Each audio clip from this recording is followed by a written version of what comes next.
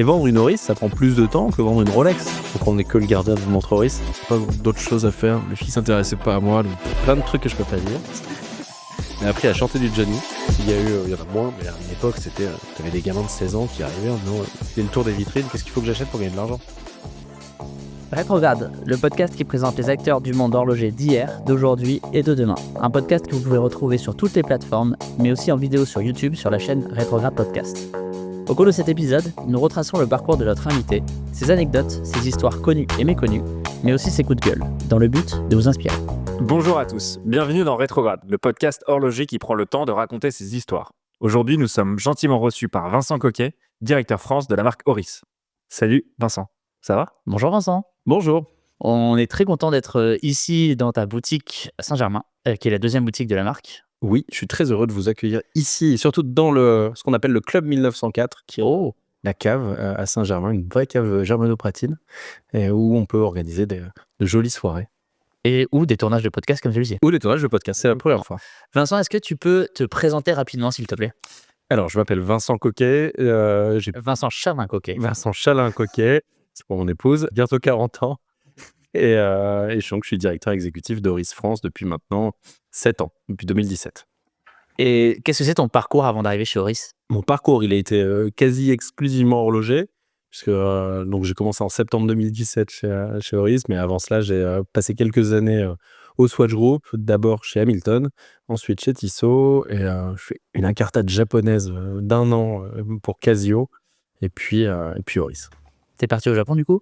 Je suis jamais parti au Japon, je suis resté 1 an jour pour jour chez Casio, et il y a eu cette opportunité Oris qui s'est présentée, et j'ai foncé, voilà, j'ai abandonné Xavier Delacroix pour Oris. Est-ce que Oris fait partie du groupe Swatch Group ? Non, Oris est une maison indépendante. Ok, c'est important de le dire.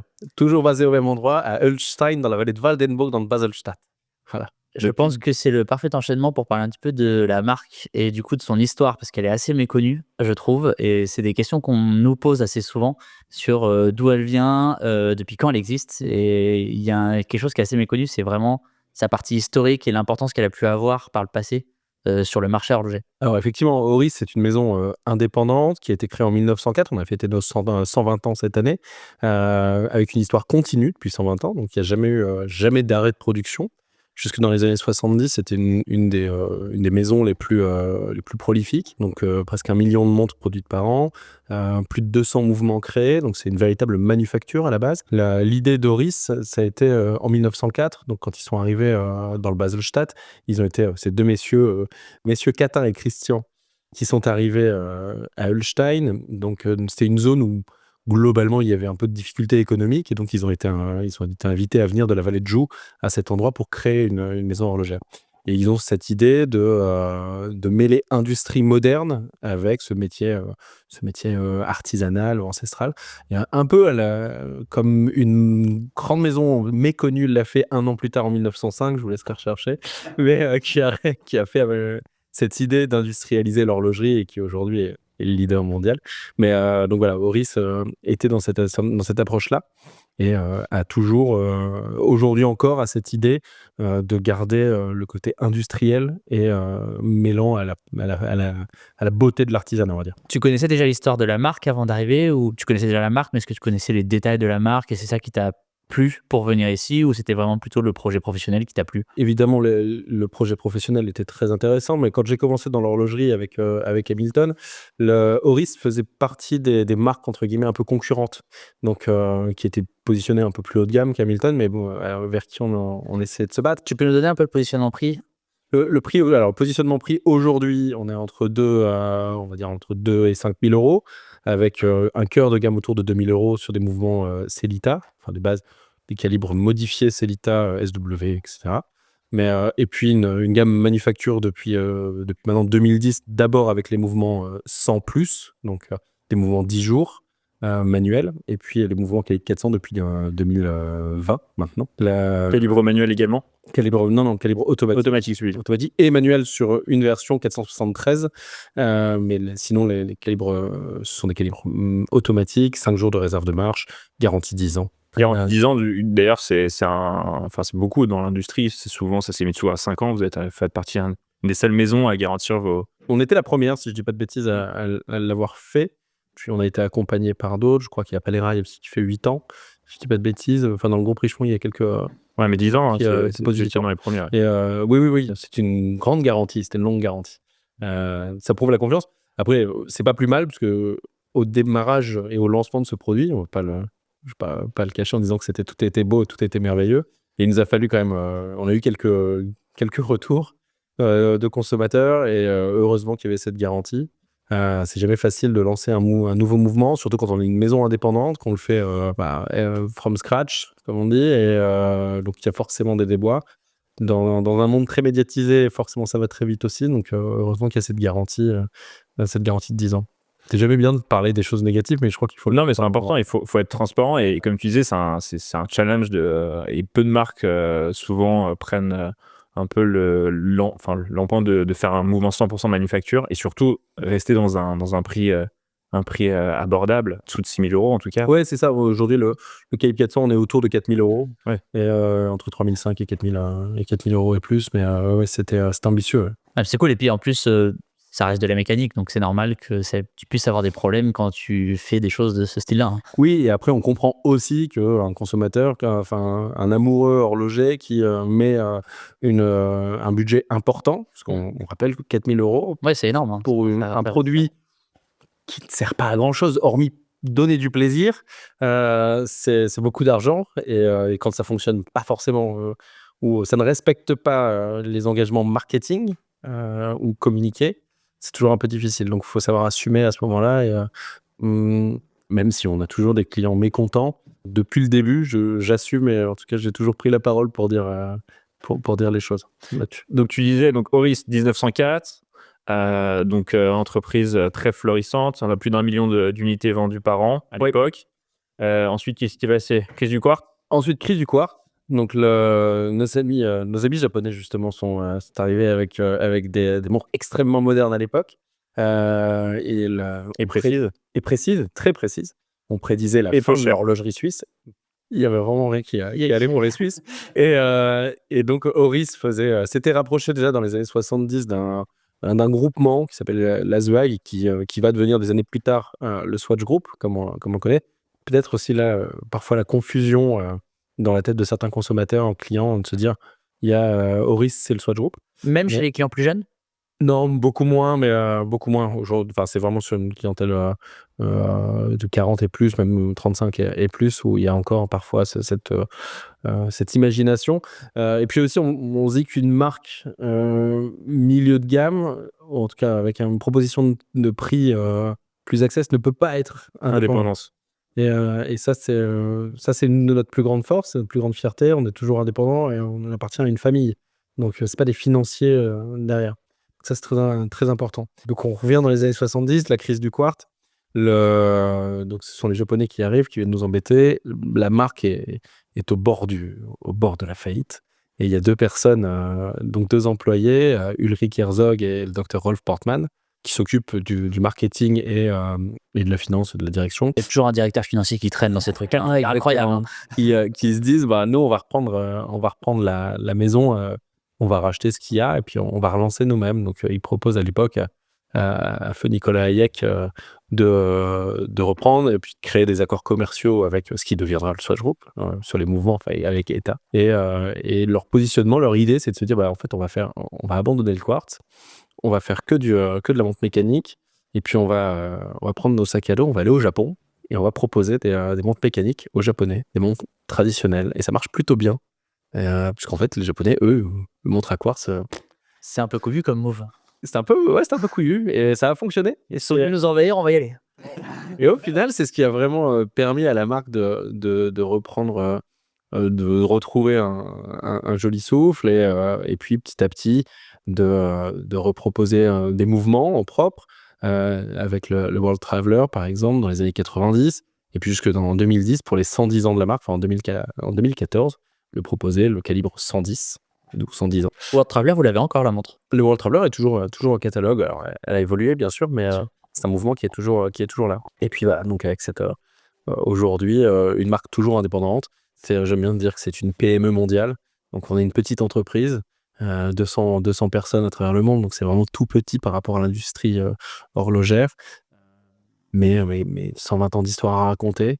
Et on pourrait être comparé à toutes ces marques émergentes aujourd'hui dans l'approche, parce qu'on ne fait pas partie. Enfin, c'est la vision tronquée parfois des clients, de se dire Oris, c'est une très grande maison, ou même quand on discute avec d'autres, avec des créateurs de marques ou françaises ou autres, ils disent ouais, mais vous êtes énorme, vous avez énormément de budget et tout. En fait, on est tout petit, 200 personnes, c'est rien. Et on fait ça encore en mode PME, quoi. Donc, Aujourd'hui, vous fabriquez combien de montres et vous êtes dans combien de boutiques dans le monde? alors, combien de monde, je ne sais pas. T'as pas de chiffre du tout sur ça? Non, c'est Si, mais comme on n'en parle pas. toujours Vous communiquez pas. selon l'étude, Selon la police, selon l'organisation. selon l'étude Deloitte, c'est Deloitte qui fait. Ouais, c'est de là tous les ans. Ouais. Deloitte, je crois qu'il nous positionne à 70 000 montres, un truc comme ça.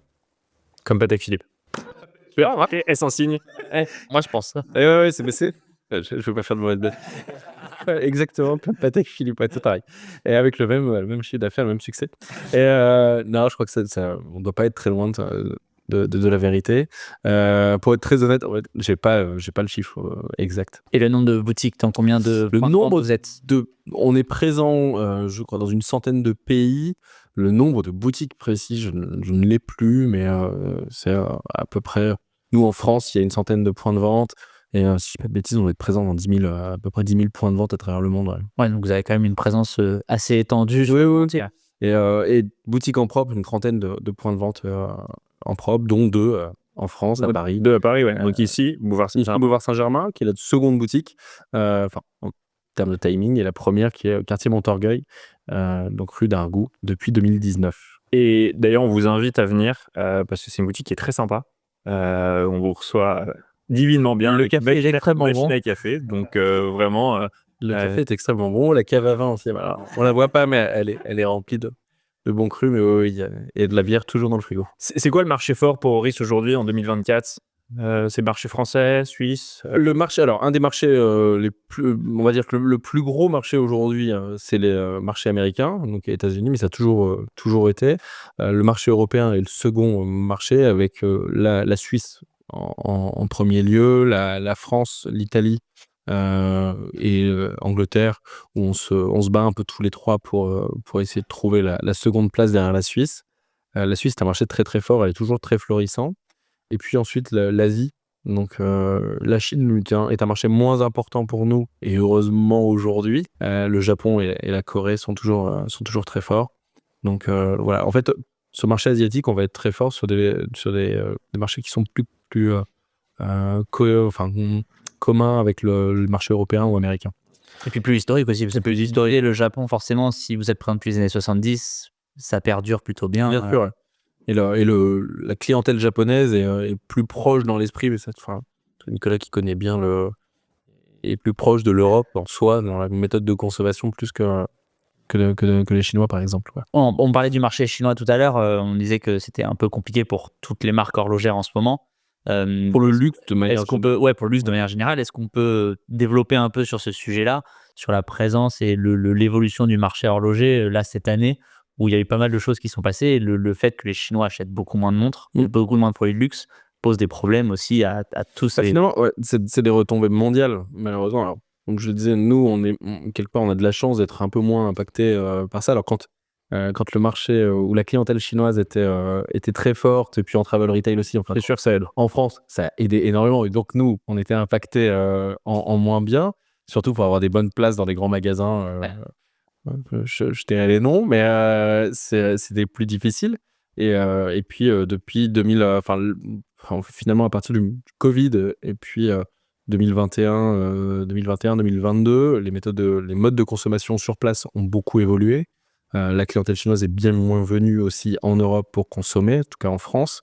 Et puis une crise de l'immobilier, crise financière en Chine, dont on parle assez peu finalement. Il y a plein d'autres sujets en ce moment à couvrir. Et ce qui a impacté la consommation sur place. Le gouvernement chinois aussi, qui invite plutôt ses compatriotes à consommer local.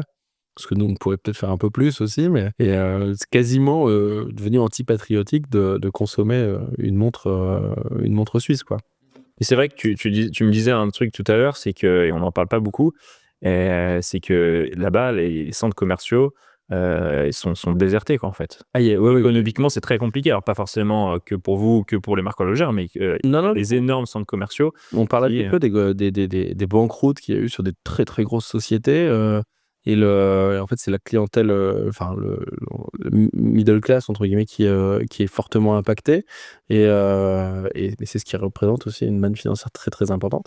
Donc ouais, c'est très compliqué. Et donc l'argent qui rentrait en Asie pour les marques, en fait, pouvait être dépensé aussi sur des marchés plus historiques où les croissances sont moins fortes. Mais donc et aujourd'hui, bah, c'est l'inverse. Donc en fait, c'est à nous entre guillemets de soutenir aussi les marchés émergents ou ces marchés qui étaient quand même assez puissants. Donc au final, c'est moins de dépenses en Europe pour la communication, pour faire connaître la marque. Et quand tu es une maison indépendante, tu dois faire attention au moindre euro, au moindre franc suisse. Bah, forcément, tout ce qui se passe quand l'Asie tous, ou quand aux États-Unis tous, bah, c'est le monde entier qui tremble. Ouais. Et toi, en France, si on revient sur la France, ça fait 7 ans que tu es là. Comment tu as développé la marque il y a 7 ans où vous n'aviez pas de boutique du tout, beaucoup moins de points de vente, à aujourd'hui où du coup vous avez les 2 boutiques, vous avez énormément développé la marque en termes d'image, en termes de vente aussi? Alors, moins de points de vente, non, on en avait plus. Ah ouais? On en avait plus, mais ça, c'est c'est la logique, entre guillemets. Quand j'ai commencé en 1912. Je me rappelle en 1515. Non, quand j'ai plus le chiffre en tête, mais on pourra le retrouver quand je commençais chez Hamilton. Je vais peut-être dire une bêtise si on était pas loin de 20 000 points de vente en France. 20 000 fois. Oui, mais c'est pas des points de vente. Non, mais Des- ils faisaient des revendeurs. de la bijouterie, de l'horlogerie, etc. Je crois que ça a été dit. Il faudrait qu'on retrouve le chiffre pour être sûr, mais ça a été divisé par 10, en fait, sur les 10-15 dernières années. Et le nombre de points de vente, disons, milieu, haut de gamme aussi, c'est fortement réduit avec une concentration pour des grandes maisons, des grandes familles, on va dire. Et aujourd'hui, en France, il reste, alors si on prend des Rolex, Omega, je pense qu'il doit y avoir 60 points de vente. Quand je commençais en 2009-2010, il y en avait plus du double, voire. Ouais, ils ont serré la vis, tout ça. Ouais, ils sont vraiment c'est la liste. Donc au final, bon bah il y a moins de points de vente. Comme tu disais, on est une marque, enfin comme vous disiez, on est une marque moins connue avec une notoriété plus faible. Donc on est connu des connaisseurs. Donc tu peux pas te positionner en tant que marque le plus haut de gamme. Ça peut pas fonctionner comme ça. Dans la tête du consommateur, une marque qui est pas connue ou peu connue, ça sera toujours difficile de le mettre en haut de gamme. Donc il faut que tu sois au milieu dans un environnement horloger classique. Donc forcément, ça s'est réduit. Et on a réduit aussi le nombre de points de vente comme Mais ça. c'est aussi un désir, ce que je mais c'est aussi un désir des marques en règle générale depuis ces 10 dernières années, on va dire, de couper un peu les revendeurs, les distributeurs et d'essayer d'avoir des points de vente en propre de plus en plus. On a vu Audemars Piguet qui l'a fait, donc Monsieur Benamias qui l'a mis en place assez tôt, un des premiers sur l'ultra-luxe à avoir cuté en fait les contrats de revente avec des partenaires et à commencer à ouvrir des boutiques en propre pour pouvoir connaître un peu mieux ses clients et pouvoir travailler surtout sur le client. Et je pense que c'est aussi ce que tu as fait, ce que tu fais ici à Paris avec tes 2 boutiques. Et on le voit, l'accueil et l'ambiance, etc. Et ça permet de pouvoir, chose que tu peux, en tout cas, plus difficilement faire quand tu es avec un revendeur, pouvoir véhiculer une histoire, une image de marque, connaître ton client, discuter avec ton client. Et puis tu as plein d'histoires, je suis sûr que tu pourras nous raconter, parce que toi, tu es souvent. Oui, clairement, nous, on avait, entre guillemets, plusieurs problématiques qui vont, pas les mêmes problématiques que de Marpiguet, mais ce que je disais tout à l'heure, en fait, trouver les revendeurs qui prennent le temps de présenter et de parler d'une marque peu connue. Qui connaissent aussi. Qui connaissent, mais vendre une Oris, ça prend plus de temps que vendre une Rolex. Ouais. Parce que surtout, ils ont plein de marques à côté. Ils ont 10 Ils ont- marques. exactement. Si tu as un client qui hésite entre 3 marques différentes, il n'a pas le temps de faire le Non. brief sur les 3 marques dans les 10 minutes. Il faut qu'il fasse un truc, ce qui est logique. Ce qui est tout à fait logique. Il y a des réflexes de simplicité ou de facilité. Donc tu vas essayer de proposer la marque que le client connaît déjà, tu vas en parler plus facilement, etc. Donc nous, on avait cette problématique de faire connaître l'histoire de mettre en avant nos produits correctement, d'avoir un espace important, ce qu'on n'arrive pas à trouver dans les magasins parisiens, parce qu'encore une fois, la place est plus petite et que c'est la prime au plus puissant, on va dire.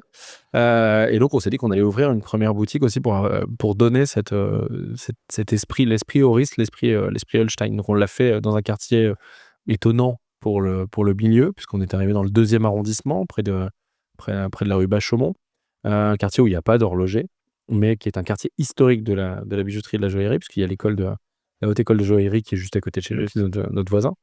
Et dans un quartier, en fait, moi, ma volonté, c'était d'aller chercher ma clientèle, donc les locaux, des Français, des gens comme vous et moi, mais trentenaires parisiens qui consomment, qui vivent et qui travaillent, qui consomment sur place.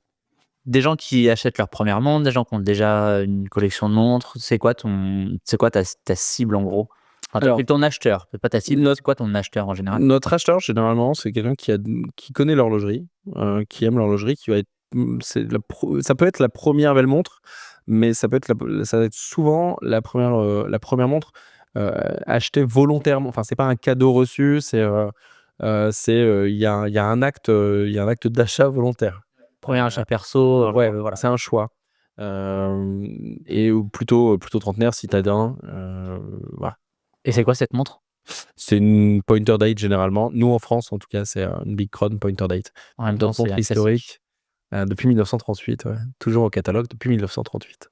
Elle est trop belle cette montre. Moi, Tout à l'heure en plus. Bah, t'as essayé. J'avoue que j'ai essayé et j'ai eu un petit coup de cœur. Ouais. Ah, c'est fabuleux. On est en 38 mm. Là, sur celle-ci, celle que tu as essayée, donc la 473, donc c'est un mouvement maison, donc mouvement base calibre 400, manuel, avec indicateur de réserve de marche au dos de la montre et pointeur date. Donc pointeur date, c'est une complication qui a été créée par Oris en 1938. Donc la date indiquée par une aiguille. Et on est toujours au catalogue et un petit sneak peek l'année prochaine. Il coche beaucoup. C'est vrai. Il nous balance une info là. Ah, le petit 2025. C'est l'année pointer date. Oh là là là là. Watches and Wonders. Watches and Wonders. Je vous donne rendez-vous. Je reviens de Holstein la semaine dernière. Oh là là, en avril. J'ai très hâte de vous les présenter. Ouais. Ah, c'est cool ça. Ouais. Et justement, alors quelle est aujourd'hui Oris, donc on est en 2024, quelle est un peu la ligne de direction de la marque, les engagements? Je sais que vous êtes assez engagé sur certains sujets. Si tu peux nous en parler? Alors, Oris, depuis maintenant plus de 20 ans, est une maison très engagée donc sur la durabilité. Donc aujourd'hui, on dit le développement durable, la sustainability. Le principe, c'est que dans tous les cas, en fait, pour qu'une maison indépendante puisse durer, puisse s'inscrire dans le temps, on doit faire des produits durables et des choses, on doit produire de manière cohérente. Et donc la base d'avoir des mouvements mécaniques donc qui sont logiquement réparables à travers donc on n'est que le gardien d'une montre Oris. Donc c'est pour faire le lien avec le volume de montres créé. Donc ça déjà c'est de penser des produits pour qu'ils puissent être durables, ça c'est une première chose. Et puis l'approche, c'est quasiment la moitié de notre volume de vendu ou notre chiffre d'affaires est fait avec des montres de plongée depuis maintenant plus de 20 ans. Et ce qui nous a amené à rencontrer et à travailler avec des acteurs de ce milieu-là, donc des plongeurs, des freedivers, des associations, des fondations, etc. Et ça a fait prendre conscience à la maison l'importance du développement, de la durabilité, du sustainability et de l'engagement à préserver notre écosystème. Donc, d'où les engagements aujourd'hui sur le milieu marin à la base, vraiment sur la mer avec des collaborations pour la Grande Barrière de Corail, etc. Et puis, à la fin, c'était notre gouvernance, notre manière de penser les choses et de produire nos montres, nos écrins. Aujourd'hui, on est devenu la première marque certifiée carbone neutrale, la première marque horlogère certifiée carbone neutrale en 2021. Et c'est cet engagement quotidien et dans tout ce que l'on fait, nos bâtiments à Holstein qui ont été complètement rénovés pour être beaucoup moins consommateurs, etc. Vous avez même fait un bracelet, il me semble. On a fait des cadrans de montre à base de plastique recyclé, les upcycle. On a fait des écrins en algues. On a des bracelets en filet de pêche recyclés. On a eu des cadrans de montre aussi. Il y a 2 ans maintenant, les bracelets à base de filets de pêche fantômes, donc des filets de pêche qui sont ramassés, qui traînent dans l'océan, donc pour en faire des cadrans. Puis il y a même Nico là qui porte une. Ça, c'est un projet donc, de réintégration de l'humain. Si tu veux en parler. Elle est hyper intéressante cette montre. Moi, j'adore cette montre. C'est vraiment La New York Harbor, donc c'est la Oyster Project, 1 Billion Oyster Project, qui est une montre qui permet de financer la réintroduction de l'huître d'un milliard d'huîtres dans la baie de New York. Et l'huître, en fait, est un indicateur de la santé, enfin, de l'écosystème et de la qualité de l'eau. Donc, il y a eu pendant des milliers d'années des huîtres à New York, dans la zone, et à cause de l'activité humaine, celle-ci a apparu. Et l'approche de cette association était de réintroduire et d'avoir le projet fou de pouvoir réintroduire l'huître dans le milieu. Et ils sont en passe d'y arriver, donc c'est une bonne chose. Et donc là, c'est une montre avec un cadran qui est en huître, du coup. qui est en nacre d'huître. Exactement. Voilà, qui est en nacre, donc le cadran Mother of Pearl, donc fait à base de nacre. Qui tire d'ailleurs, souvent le Mother of Pearl, on le voit plus sur des couleurs un peu plus crème, blanche, un peu bleuâtre. Et là, on est vraiment sur un. Celui-là, il est incroyable. Donc, on est sur une nacre extrêmement fine. Et donc, c'est vraiment de la dentelle. Donc, sur un disque plus donc vers ce côté olive green qui permet de donner cette teinte assez rare sur un Mother of Pearl, et qui fait d'une montre non genrée finalement, parce que la nacre est plutôt destinée en Suisse sur les montres féminines. Et là, on a une montre qui a été un carton phénoménal. Magnifique. On a vendu, donc c'est une série limitée. Elle s'est vendue en un temps extrêmement record pour Oris, parce que on parle de quelques semaines. Génial. Moi, j'adore cette montre. Bon, Nico. On peut en parler des heures. On croisons les doigts, il pourrait y avoir une nouvelle version. Oh, il a des infos. Il a plein de petits infos. Le bassin, Quelqu'un. Les yeux du bassin d'Arcachon l'année prochaine, plein de choses. C'est pas mal, ça. Comment t'es tombé dans l'horlogerie? Alors, c'est je crois que si loin que je me souvienne, c'est mon frère. Okay. On a 7 ans d'écart, et lui, il a toujours eu cette passion pour l'horlogerie. Grand frère, du coup. Mon grand frère, ouais. Mon grand frère, donc il parlait énormément de montres. Et plus jeune, j'étais un peu plutôt bon élève, à aimer l'astronomie, etc. Et donc, il y avait des choses. T'étais bon élève? J'étais plutôt bon élève. On n'en a pas souvent. C'est le premier. J'étais pas mauvais élève, en tout cas. Podcast, c'est le non, mais j'ai pas souvent, mais on n'a pas souvent bon élève. Top 1. On le met en top 1 des élèves. On devrait faire un panneau, tu sais, comme dans Top Gear. Non, j'étais un enfant plutôt calme et studieux. Voilà, j'avais pas d'autre chose à faire. Les filles s'intéressaient pas à moi, donc fallait étudier, quoi. Mais non, et j'aimais bien, enfin plutôt rêveur. Et l'astronomie, je pense qu'à une plus jeune, où j'aurais rêvé être astronaute ou aller sur la Lune. Donc on voit où je vais. Premier clin d'œil avec Omega. Voilà, et c'est la Speedmaster qui a été une montre qui m'a fait rêver. Comment une montre est allée sur la Lune, ça c'était fou. Et puis après, d'essayer de comprendre la philosophie du temps, donc quelque chose qu'on n'arrive pas à maîtriser, qui est quand même quelque chose de particulier, le temps. Et c'était de savoir comment une montre, juste avec des petits rouages, arrive à donner l'heure. Et ça me fait toujours rêver aujourd'hui. Et de temps en temps, tellement plus que l'heure. Ouais, tellement plus. C'est assez incroyable. Et de l'avoir au poignet, c'est d'avoir cet instrument au poignet, c'est quelque chose que je trouve extrêmement poétique, philosophique, merveilleux. Et ça m'a toujours fait rêver. Donc voilà. C'est quoi ta complication favorite? Alors, je pense que j'ai pas de grands rêves pour les complications. Okay. Je pense que ça sera le chronographe, chose d'assez simple, mais en fait parce que c'est la mesure du temps. Donc et ça c'est vraiment quelque chose. J'ai toujours du mal à comprendre comment on arrive à définir comment on a réussi à définir le temps, et comment on arrive à le définir, enfin à juste l'avoir au poignet. C'est plus la poésie qui est derrière le chronographe. Ouais, c'est vraiment la poésie. Est-ce que tu l'utilises au final? Beaucoup de gens ceux qui en tout cas ont des chronographes l'utilisent parce que très peu, mais peut-être pour les pattes. Pour ceux qui pourraient ne pas connaître, est-ce que tu veux nous expliquer simplement le chronographe? Le chronographe, c'est de calculer un temps entre un point A et un point B. Donc, ouais, c'est tout bête. Un tour, la cuisson des pâtes. La cuisson des pâtes, on aurait plutôt tendance à utiliser un timer. Ouais, c'est vrai. Donc, le chronographe va vraiment permettre de. Et après, tu peux aller plus loin et calculer une vitesse. Donc, sur une voiture. Avec un tachymètre. Ouais. Donc, ça, c'est des choses ça te permet quand même de définir pas mal de choses. Et Et je trouve par la précision, tu prends un El Primero chez Zénith, je trouve ça extraordinaire. Tu vois, c'est vraiment parce que ça reste une complication assez utile. On pourrait dire qu'un tourbillon, c'est extrêmement utile, puisque ça va défier la gravité. Ah non, c'est pas qu'aujourd'hui, c'est plutôt c'est un râteau artistique. C'était magnifique, c'est poétique, c'est très beau, c'est de l'artisanat, je trouve ça magnifique. Mais c'est une complication un peu moins utile. C'est fou de se dire qu'à pratiquement chaque épisode, on a la Speedmaster et le El Primero qui ressortent.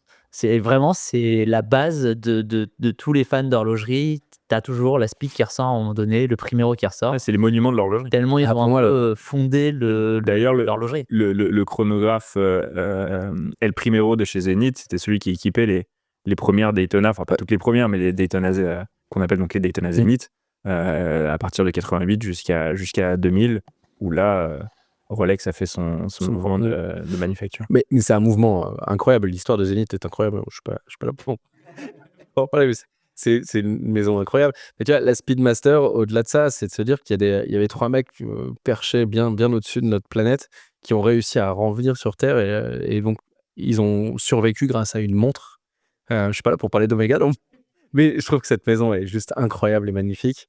Et voilà. L'anecdote là-dessus aussi, je discutais avec quelqu'un de chez Omega il n'y a pas si longtemps que ça, qui me racontait qu'à l'époque, il savait même pas en fait que la NASA travaillait avec la Speedmaster pour les essais. En fait, c'est juste que la NASA va tester un certain nombre de produits, puis ils avaient choisi la Speedmaster entre autres, avec à l'instar d'autres montres, d'autres marques. Et en fait, c'est un jour Omega qui a vu que dans leurs essais, qu'est-ce qu'ils avaient au poignet? Une Speedmaster. Donc c'est là ils se sont dit, mais attends, en fait, c'est une opportunité de ouf marketing. Ça aurait pu être vous.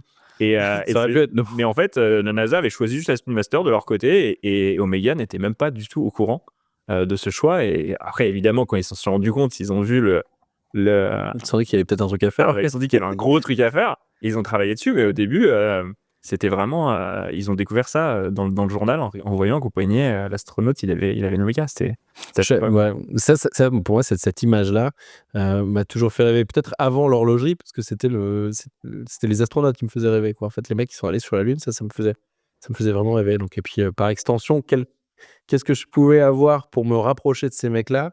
Bah, c'était la montre. Voilà. Donc, Du coup, tu as toujours voulu travailler dans l'horlogerie? j'ai toujours voulu, c'est toujours un domaine dans lequel j'ai voulu travailler.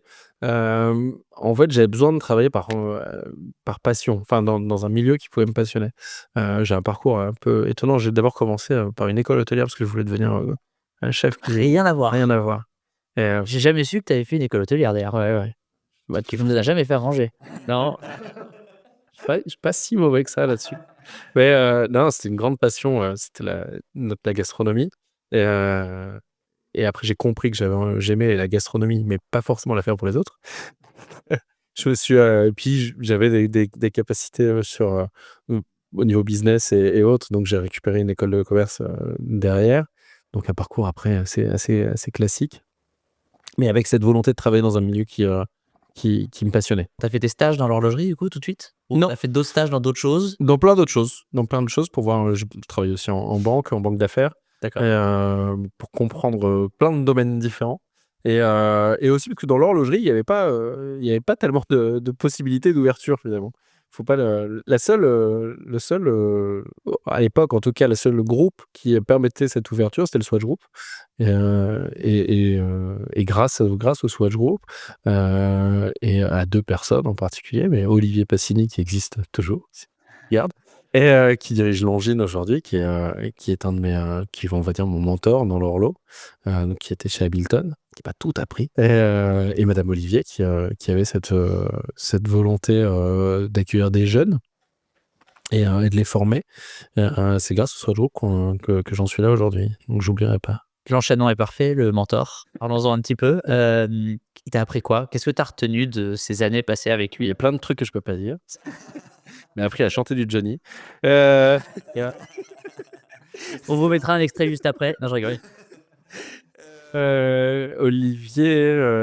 Olivier m'a appris avant tout donc Olivier Passini, comment raconter une histoire. C'est un comédien né et c'est quelqu'un qui sur la formation auprès des détaillants, raconter quelque chose, raconter une histoire et faire donner envie à un conseiller de vente, à un vendeur, d'emmener avec lui son client. Ça, il était très très fort pour ça et donc il m'a appris à faire ça. Donc j'essaye toujours de faire la même chose aujourd'hui avec Horis. Parfois je l'oublie et donc il faut que Tu fais encore de la vente? je me suis beaucoup moins et donc je me suis dit, là, 2025, quand je me suis fixé comme objectif de remettre en place des vraies formations à l'ancienne et de redonner raconter une histoire. En fait, l'horloge, parfois, on oublie que c'est avant tout, donc ces histoires-là, c'est de faire rêver les gens et de transmettre un message. Enfin, que la personne qui achète une montre, C'est que ça, c'est l'émotion. c'est des émotions et donc en fait, quand il achète une montre, il doit aller évangéliser à son tour d'autres de ses potes ou de ses copines en racontant une histoire, pourquoi il a acheté cette montre-là plutôt qu'une autre. Et par moment, alors ça c'est mon coup de gueule, là, depuis quelques années, quand elle est plus jeune, en fait, s'intéresse plus à savoir ce qu'il faut acheter pour gagner de l'argent plutôt que de pourquoi on l'a acheté, parce qu'elle me plaît, en fait, tout simplement. Vous avez des gens qui viennent chez Horis pour ça? On a eu une époque, ouais. Alors depuis, on va dire, L'après-Covid? ouais, après l'effondrement de la bulle spéculative sur l'horlogerie, il y en a moins, mais à une époque, c'était, t'avais des gamins de 16 ans qui arrivaient en disant, ils faisaient le tour des vitrines, qu'est-ce qu'il faut que j'achète pour gagner de l'argent? Vraiment? Comment tu réagis quand tu es vendeur, enfin quand tu es conseiller de Tu vente leur donnes ici, là? l'adresse des boutiques pour lesquelles ça va être plus le cas. OK, ouais. Il y en a dans le quartier, donc ouais. Non, mais t'essayes d'expliquer, donc sans blague, t'essayes d'expliquer qu'une montre, avant tout, c'est un objet. Enfin, en tout cas, chez Horis, l'idée, c'est de donner, mettre des sourires. Donc, c'est make people smile, comme ils disent en Suisse avec un accent allemand. Mais Tu pourrais me faire ou? c'est make people smile, oui. Et tu le fais mais juste donner du plaisir. C'était feu Nicolas Hayek qui disait si on veut l'heure, on l'a sur son téléphone. Il n'y a pas besoin d'une montre. Une montre, c'est fait que pour donner du plaisir. Et ça, on n'a pas oublié cette idée chez Horis. Et donc, tu essayes d'expliquer, tu essayes de l'asseoir déjà, le jeune. Tu dis, toi, le jeune, viens, qu'est-ce qui te plaît dans l'horloge? Pourquoi tu as envie d'avoir une montre? Si c'est que pour gagner de l'argent, je suis pas certain que ça soit la bonne adresse ici. Et puis, regarde, on va t'expliquer peut-être tout ce qui nous a fait rêver, nous, dans l'horloge. Pourquoi porter une montre, c'est quelque chose, c'est d'envoyer un message, ça peut être transmettre ses valeurs. Pourquoi un ingénieur porte plus facilement une Speedmaster qu'une Richard Mille. Enfin, tu vois, c'est aussi de définir ta personnalité. Le prix peut-être? Alors le prix aussi, ouais. Non, mais je suis convaincu qu'en fait, tu peux quasiment définir la personnalité Oui, bien à sûr. la montre portée. Ah mais complètement, moi c'est un truc que je regarde chez les gens que je rencontre. Ouais, et C'est la montre et les chaussures. il y a une époque où j'avais exactement. Alors ça a beaucoup. À une époque, c'était il y a 15 ans, c'était vraiment, tu voyais la montre, tu savais quasiment, tu pouvais définir le métier, quoi. Et c'est un peu moins vrai aujourd'hui. Ah oui, parce qu'avec les spéculations, etc. Ouais, ça a beaucoup évolué. Mais c'est très drôle. Voilà, ça peut être juste, c'est un claim de qui tu es, quoi, la montre. Donc ça, on essaye d'expliquer ça et de donner envie à une clientèle plus jeune. Je pense il sera intéressant d'avoir ton avis sur l'évolution du marché, justement. Est-ce que tu penses qu'on va arriver à nouveau à avoir de plus en plus j'espère, une majorité de clients qui viennent et qui achètent la montre parce que vraiment ils aiment la montre et qu'il y a quelque chose, ou tu penses qu'on va continuer dans cette démarche où les gens achètent des montres pour le côté spéculatif, pour le côté parce que c'est une image qu'ils veulent véhiculer par rapport à la marque, principalement? Dans un sens, je suis obligé de te répondre par la première option, parce que sinon, il faut que je trouve un autre boulot. Parce que voilà, comme je disais, chez Ori, tu viens pas pour l'aspect spéculatif, tu viens parce que la montre te plaît, que tu as envie de la porter, pour les valeurs véhiculées, pour de la garder, pour l'histoire. Donc voilà, mais tu viens pas pour faire de l'argent, donc c'est pas l'idée. Et par contre, je crois vraiment que le marché va retendre vers l'achat, la consommation plaisir. On voit que là, le marché se tend, est plus tendu qu'il y a quelques années. On a eu des années après Covid qui ont été fabuleuses pour à peu près pour tout le bien de la personne, enfin le mobilier, la montre, etc. Aujourd'hui, ça revient sur un schéma plus normal. On voit aussi qu'une clientèle très jeune est très intéressé par ce type de produit. D'une part par le produit de seconde main, par des produits vintage qui ont de l'histoire, mais ça se voit aussi dans d'autres domaines que l'horlo, comme sur la photo, par exemple, où il y a de plus en plus de retours à l'argentique, etc. Même l'automobile. Hein. Même l'automobile. Donc ça, c'est hyper intéressant. Et donc ça donne quand même beaucoup d'espoir pour nous. On voit qu'il y a une clientèle très jeune qui, dans des clubs, des clubs des associations d'amoureux de l'horlogerie, etc., une clientèle de plus en plus jeune. Donc moi, j'ai plutôt bon espoir dans le futur. Et puis, peut-être pas nombreux à dire ça, mais je pense qu'on peut remercier des Apple et autres d'avoir mis des objets au poignet. Organisé, Ouais. Et on peut remercier encore plus des marques plus accessibles aussi.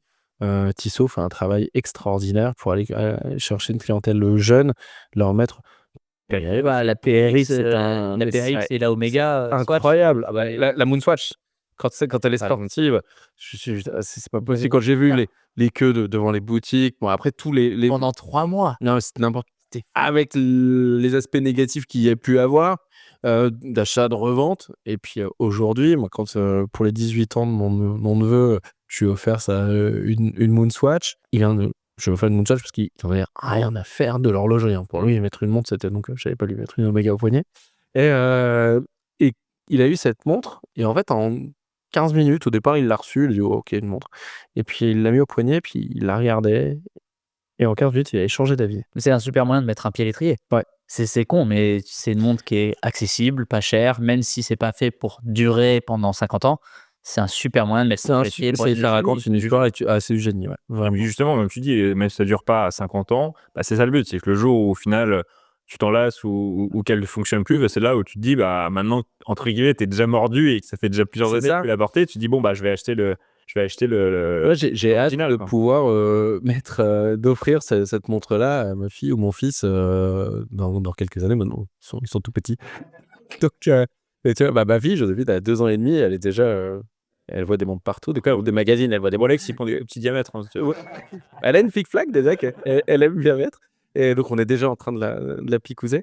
Mais ouais, j'ai hâte de les faire rentrer dans leur lot par une Speed, une montre qui m'est chère, et qu'à un moment donné, je puisse leur retransmettre la vraie Speed. Et voilà, et une Oris, bien évidemment. Pour la naissance de ma fille, j'ai une Oris que j'ai achetée pour elle. Ah, ça, c'est top. Et, Ça, c'est mignon. Tu parles beaucoup de la Speed depuis tout à l'heure. Quels sont pour toi les... c'est vrai que c'est pas bien. Ça. Chez Oris, Je titre, ça va être Omega. Comme ça. on est là pour parler d'Oris, pas de moi. Quels sont pour toi tes 3 montres préférées et tu n'as pas le droit donc de nous citer une Oris? Mince. Ouais, je sais, c'est dur. Trop facile. Trop facile. Alors, la première... En fait, on va être dans la même veine. Il y a forcément la Speedmaster, ça c'est, qui est 29,98, donc la Premoon.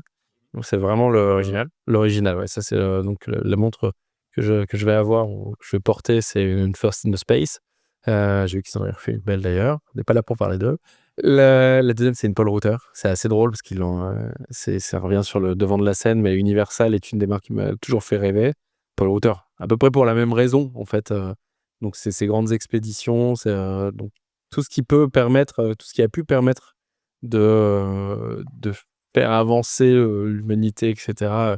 Ou enfin l'homme, on va dire plus que l'humanité, dans des grandes expéditions a toujours fait rêver. Et donc la dernière, ça va être une Explorer pour donc c'est une De chez Rolex? de chez Rolex, ouais, pour l'Everest. Mais voilà. Donc c'est 3 montres qui ont accompagné des grandes, enfin Donc des l'aventure. conquêtes, ouais, l'aventure. Et chez Oris, alors. Quand même. Et chez Oris, c'est une pointer date. C'est alors pour le coup, je porte pas ça aujourd'hui, mais c'est ce que j'ai le plus, pointer date. Donc encore une fois pour l'histoire, 1938. Avant tout, c'est une big crown, donc c'est une grande couronne, donc c'est une montre d'aviateur. Et donc c'est encore une fois ce qui me faisait peut-être rêver le plus. C'est tellement polyvalent comme montre en plus. En plus, c'est extrêmement polyvalent. Aujourd'hui, la couronne n'est plus si grande que ça, mais c'est pointer date forcément. Il nous a cité 4 modèles. Ouais. Pas un seul chronographe. Alors que c'est compliqué. Je sais. Ok, Fast Speed. Ah, pardon. Fast Speed. Exact. Ouais, Ouais, ça va. ok. Ça va. Ouais, j'aurais pu te mettre un El Primero, mais en fait, voilà, c'est dans Ah. Paul Router, c'est la montre que je conseille à tout le monde depuis 10 ans. Tous mes potes qui disent qu'est-ce que je dois acheter en vintage, accessible Paul Router. Donc voilà, après je pourrais te parler d'une Ellipse de chez Patek ou ça c'est une montre que je trouve esthétiquement je Ça, c'est trouve complètement d'une- différent. Hein. Ouais, complètement différent, mais ça c'est vraiment Ouais, un jour, je suis tombé amoureux de cette. Je l'ai mise au poignet. Ouais, j'ai quand même des poignets un peu fatou. C'est vraiment le genre de montre où quand tu la portes, dès que tu la mets au poignet, c'est fini, tu te fais avoir en fait. Improbable le truc. Je l'ai mis au poignet. Je suis waouh. C'est unique. Voilà. Donc, Tu parlais tout à l'heure des expériences clients et tout. Est-ce que tu as des histoires à nous raconter, que ce soit des belles histoires ou des anecdotes sur les clients que tu as pu avoir ici à la boutique ou même avant dans tes maisons précédentes? alors avec les clients, il y a toujours des histoires amusantes. Alors, ça peut être des choses un peu gênantes parfois, enfin sur l'attitude des clients. Bon voilà, donc ça c'est il est arrivé une fois d'être tellement gêné que je suis parti de la boutique. Donc j'ai laissé. Tu lui as laissé les clés, t'es parti. Non, j'étais Comme chez vous. c'était une fin de journée, j'accompagnais donc à l'époque le directeur de la boutique de l'époque de Montorgueil. Et on va dire que c'était une drague un peu insistante avec des phrases assez maladroites d'une cliente. Donc je savais plus. Au départ, ça me faisait sourire jusqu'au moment où je me suis rendu compte que c'était pas de la maladresse. Donc là, je suis bon, ok, fin de journée, ciao, je m'en vais. Mais ça arrive malheureusement. Alors, c'était plus rigolo qu'autre chose, mais ça arrive dans l'autre sens où je sais le responsable adjointe qui pouvait avoir des clients assez lourdeaux et ça c'est toujours un peu gênant. D'autres choses assez amusantes ici à Saint-Germain où un jour un mec rentre, donc c'était pas moi, c'était Antoine qui accueille, qui veut voir une montre un peu particulière. C'est une montre tout en bronze, cadre en bronze, bracelet et boîte en bronze, donc une Pointer Date. C'est ultra fan, ouais. Ouais, Pointer Date Beacon, donc bronze à la base de Pas la 4e Contour anniversaire. Candy. Et Antoine lui dit bon, ok, vous voulez essayer laquelle? Il dit non, je veux pas les essayer, mais vous me les mettez toutes. Voilà, et c'était l'émissaire d'un monarque. C'était assez rigolo. Il est venu prendre la totalité. Il est venu prendre toutes les montres. Ça a duré 10 minutes, donc ça c'était plutôt Ça cool. tu prends un petit peu de temps au niveau des boîtes. Ouais, mais c'était voilà, donc ça c'était la vente Entrée, comme tu fais. sortie, Sortie, et donc quand il y a eu l'adresse, on a fait ah, ok, d'accord. Donc J'ai pris une dizaine de montres comme ça. il a pris 6 montres, mais voilà, juste les couleurs, le cadran différent. C'était Coup de cœur, Maurice, vu dans un magazine, donc comme quoi ça. C'est vrai, vendu dans la magasin. Ouais, c'était Montre Rose pour le coup qui avait fait un article sur ces montres-là. bah, typiquement coup de cœur, quoi, parce que Coup au de cœur. final, ils s'en fichent du prix et Ah bah là, bon, en plus, voilà.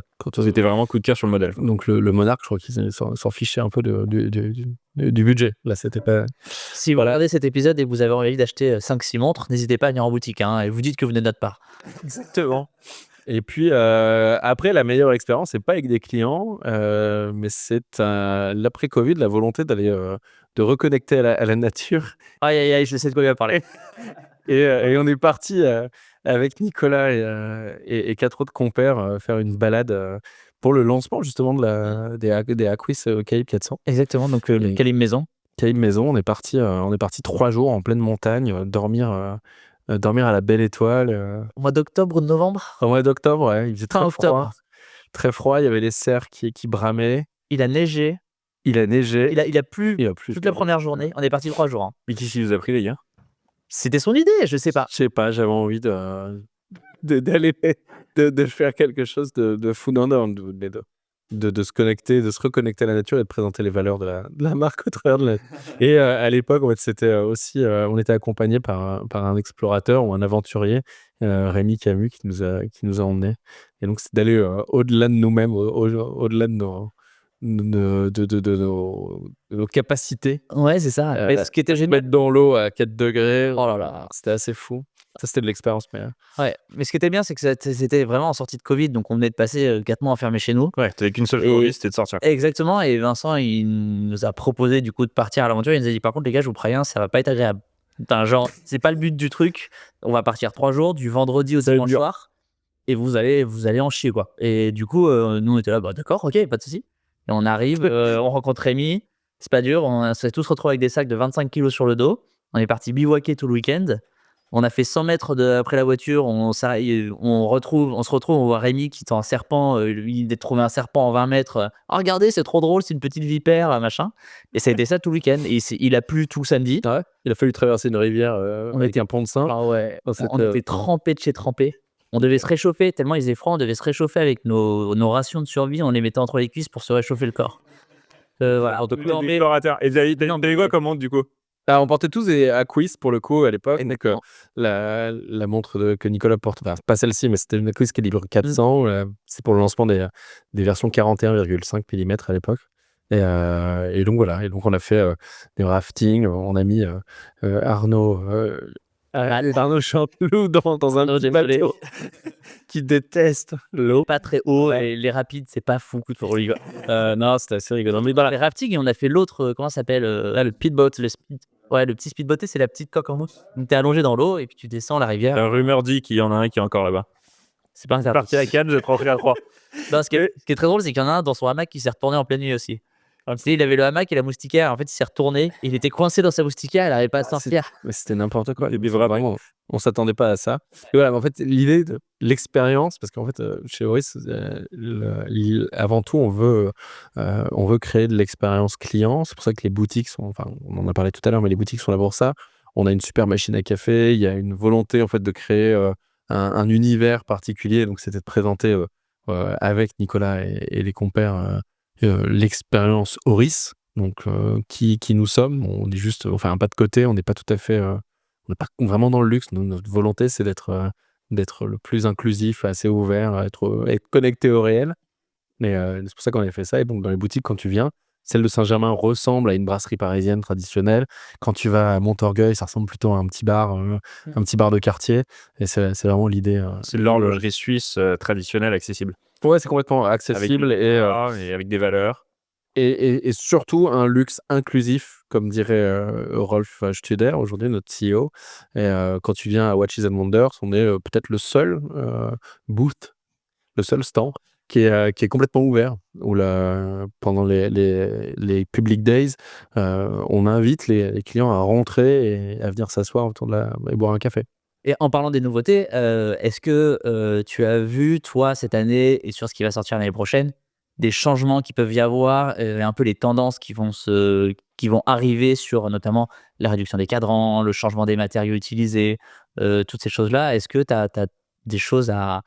Oui, et souvent, donc, chez Oris, on a toujours tort d'avoir raison trop tôt, c'est-à-dire parfois, J'aime beaucoup cette... on a lancé des montres qui n'ont pas forcément fonctionné au moment où on les a lancées. Et Encore un point commun avec Patek, hein. Ouais. Et t'en avances sur votre temps. en avance sur notre temps. Et quelques années plus tard, une marque beaucoup plus forte, beaucoup plus connue, lance à peu près la même chose, ou différemment, certes. Mais et là, ça cartonne. Donc, et nous, il faut revenir avec nous.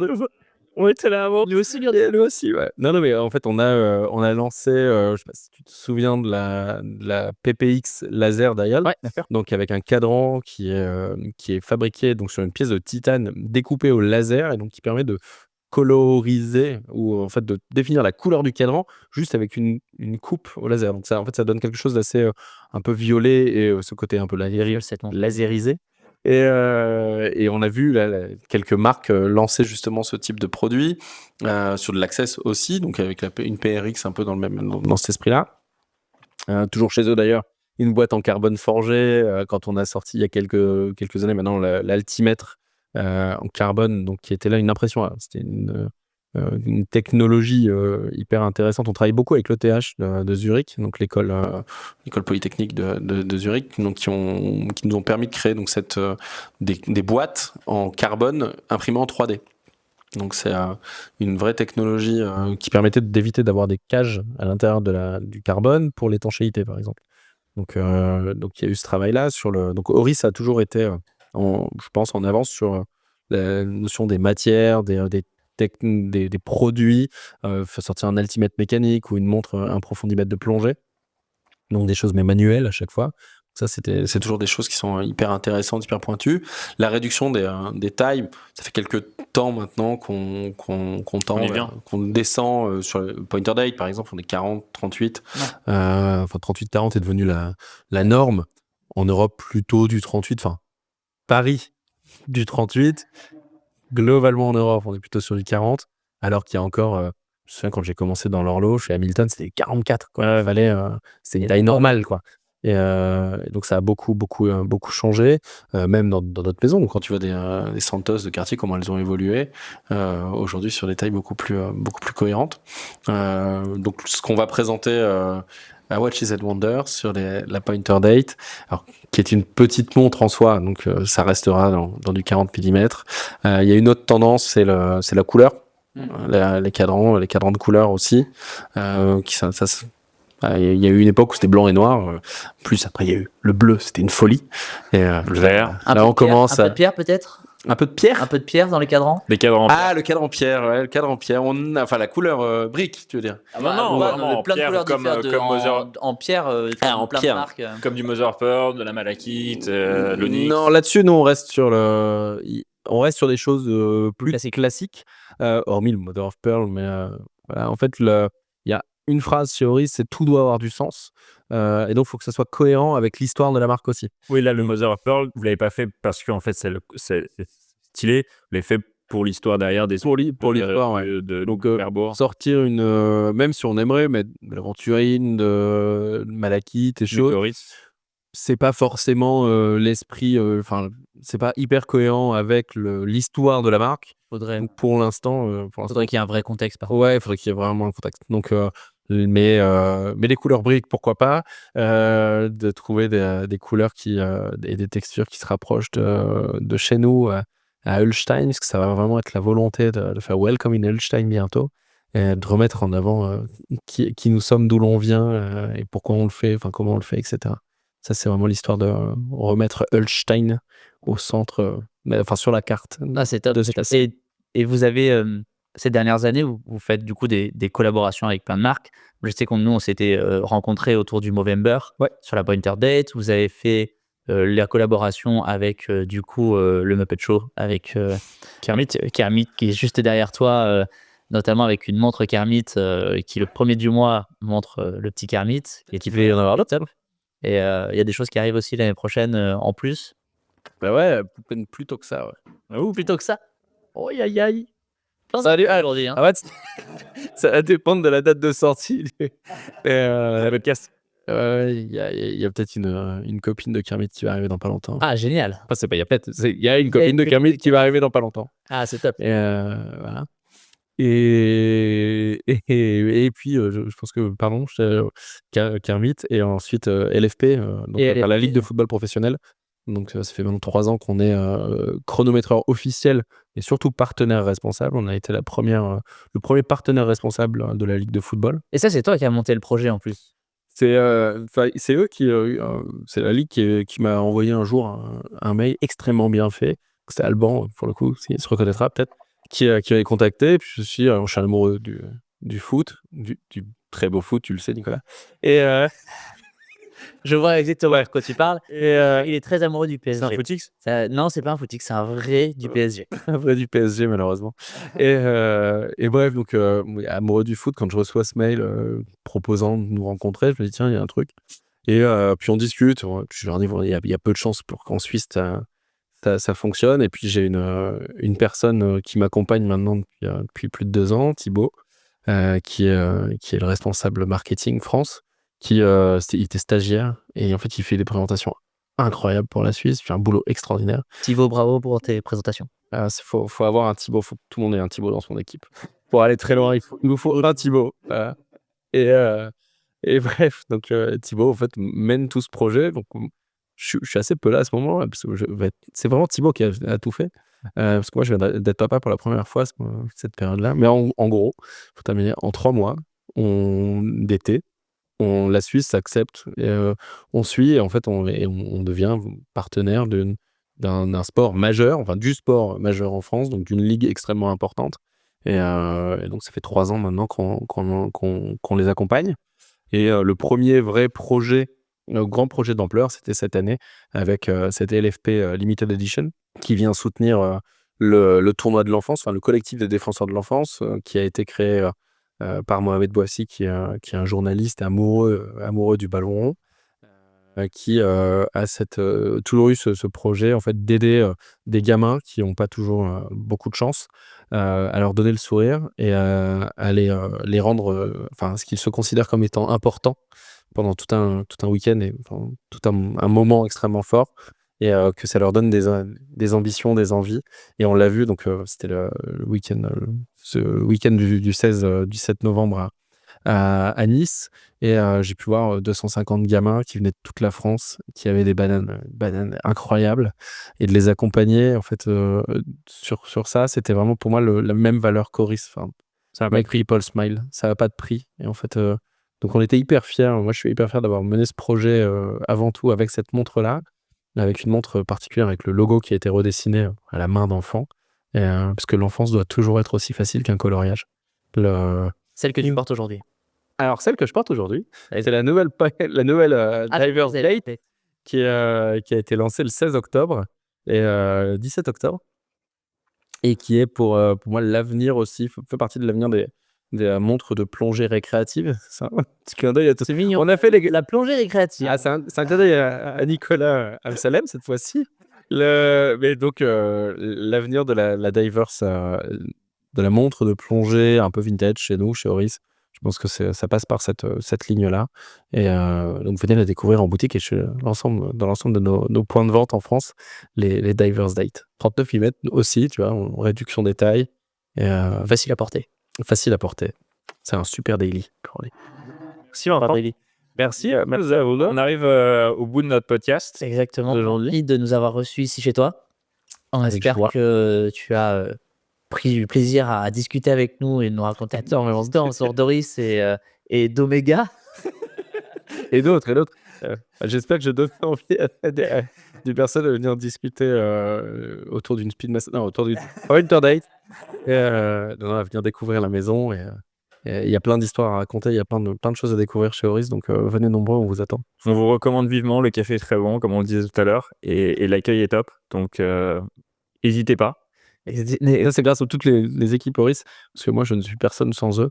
Et Oris ne serait personne sans toutes les équipes. Donc voilà, bravo à eux aussi. On espère en tout cas que ce podcast vous a intéressé autant que nous. Honnêtement, c'était extrêmement intéressant. Les valeurs d'Oris, l'histoire de cette maison qui peut être assez méconnue et qui est chargée d'histoire avec de beaux engagements, aussi bien, comme on l'a dit récemment, avec l'enfance, mais avec aussi l'écologie. Et c'est des très très jolies montres. L'accueil est au top et on ne peut que recommander de venir leur rendre visite dans leur boutique au pluriel. Et le café est très bon. Vincent, encore une fois, merci de nous avoir reçus ici chez toi, chez vous même, avec toute l'équipe Oris. Si cet épisode vous a plu, n'hésitez pas à liker, n'hésitez pas à nous mettre un commentaire pour nous dire qui vous aimeriez qu'on reçoive pour un prochain épisode. Et on vous dit à très bientôt. Merci beaucoup. Merci Vincent. Beaucoup Vincent. À bientôt. À bientôt.